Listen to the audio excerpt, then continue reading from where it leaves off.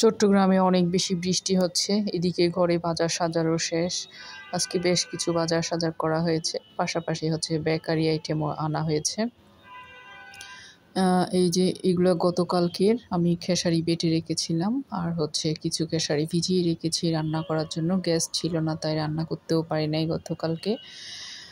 যাই হোক, আবার যখন গ্যাস এসেছে রাত্রে আমি হচ্ছে এই যে খেসারির ডালটা রান্না করেছি। এটা আলু আর শুটকি দিয়ে রান্না করেছি। অনেক বেশি মজার একটা খাবার, আর বৃষ্টির সময় তো এই খাবারটা খুব ভালো লাগে খেতে। যাই হোক, আজকে সকাল সকাল ঘুম থেকে উঠেই দেখলাম যে অনেক বেশি বৃষ্টি হচ্ছে একদম সকাল থেকে। এদিকে মুরগিও শেষ হয়ে গিয়েছে, আর কিছু সবজিও লাগবে, সবজিও শেষ। আমার হাজব্যান্ডকে বলেছিলাম বাইরে থেকে আসার সময় নিয়ে আসতে। এই যে নিয়ে এসেছে। আর এদিকে দেখেন আমার হেল্পিং হ্যান্ডটা মানে তালা খুলতে পারে না, একটা গেট খুলতে পারে না, সেই হচ্ছে এরকম। যাই হোক, কিছু তো করার নেই। ছাগল দিয়ে কোনো মতে চাষ করা আর কি। এই যে বাজার সাজার নিয়ে এসেছে, এখন হচ্ছে এগুলো আমি বের করে নিচ্ছি, কী কী এনেছে দেখতেছি। এখানে সবজি মূলত, সবজি ছাড়া আসলে খাওয়াই যায় না, মানে ভালো লাগে না ভাত খেতে। আমি তো একদমই খেতে পারি না। এইখানে দেখেন এই কাঁকরোল, তারপর হচ্ছে তিতকল, পেঁপে, লাউ, আর হচ্ছে সরসিন্দা। আটা এনেছে। আটা তো রেগুলার আমাদের খুব বেশি আটার ইউজ হয়। বড় একটা হাঁসও নিয়ে এসেছে দেখলাম, ভালো পেয়েছে তাই, অনেক বড় হাঁসটা। তারপর হচ্ছে ব্রয়লার মুরগি বেশ কিছু নিয়ে এসেছে একসাথে। মাছের বাজার যেহেতু এখনও আছে, তাই আর কি ব্রয়লার মুরগি আর হচ্ছে হাঁস নিয়ে এসেছে আজকে।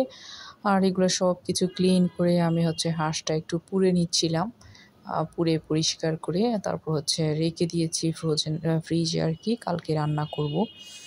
দেখা যাক, কালকে হাঁসের মাংস আর হচ্ছে বিনি ভাত রান্না করার ইচ্ছা আছে।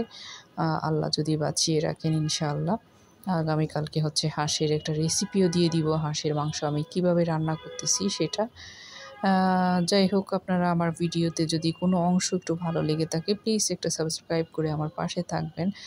আর এই যে দেখেন, কালকে যে পেঁয়াজু বানাতে পারি নাই সেগুলো আজকে কিন্তু বানিয়ে নিয়েছি। পেঁয়াজুগুলো খুবই মুচমুচা হয়, এত বেশি মজার হয়েছিল, মনে হয়েছে সবগুলো আমি একাই খেয়ে ফেলি। যাই হোক, সবাই মিলে বিকেলবেলা পেঁয়াজু খেলাম, আর বাচ্চাদেরকে বেশ কিছু পপকর্ন ভেজে দিলাম। আমি তো প্রতিদিন বাসায় পপকর্নগুলো ভেজে নিই। আসলে বাসায় পপকর্ন ভাজলে দেখা যায় যে অনেক অনেক পপকর্ন হয়, কিংবা খেয়েও পেট ভরে যায়।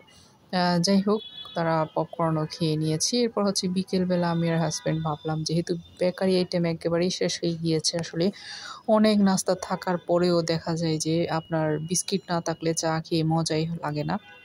বিশেষ করে বিকেলবেলা বিস্কিট দিয়ে চা খেতেই খুব বেশি ভালো লাগে। যদিও বা প্রতিদিন বিকেলে কিছু না কিছু নাস্তা বানানো হয়।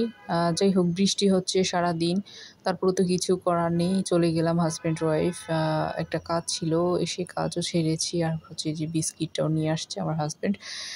দোকানে গিয়ে চার ইশারা দিয়ে জিজ্ঞেস করছিল ব্রেড নেবে কিনা। আমি বললাম একটা ব্রেডও নিয়ে নাও, ব্রেড দিয়ে আসলে স্যান্ডউইচ করা যায়, বাচ্চারা খেতে পছন্দ করে।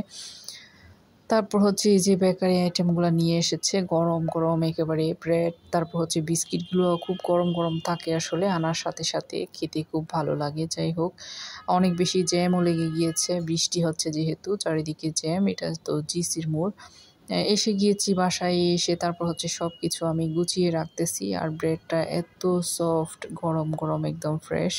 তারপর হচ্ছে যে বিস্কিটগুলোও কিন্তু খুব গরম থাকে, একদম সফট থাকে। একটা দুইটা তো আমি খেয়েই ফেলি এগুলা, যখন আমি এখানে সব কিছু গুছিয়ে রাখি তখনই। যাই হোক, সব কিছু গুছিয়ে নিচ্ছি। নিজের হাতে আসলে সব কাজ না করলে ভালো লাগে না।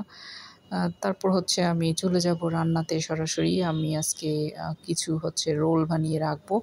রোলটাও বানিয়ে রাখলে বাচ্চারা খুব পছন্দ করে। তারপর হচ্ছে বিকেলবেলা ওদেরকে দিতে পারি, আসলে সবাই মিলে খেতে পারি। এগুলো সব গুছিয়ে টুছিয়ে তারপরে রোলটা বানিয়ে আমি ফ্রোজেন করে রেখে দিয়েছি ডিপ ফ্রিজে। এরপরে হচ্ছে আমি রান্নাতে গেলাম। রান্না হচ্ছে আজকে একদম ফ্রেশ ফ্রেশ মুরগির হাড় দিয়ে চনার ডাল রান্না করেছি। ভাবলাম যে আগামীকাল সকালবেলা লুচি বানাবো। লুচির সাথে হচ্ছে এই যে ডাল দিয়ে খেতে খুবই মজার হবে। এই আর কি আজকের একটা বিকেলের ব্লগ।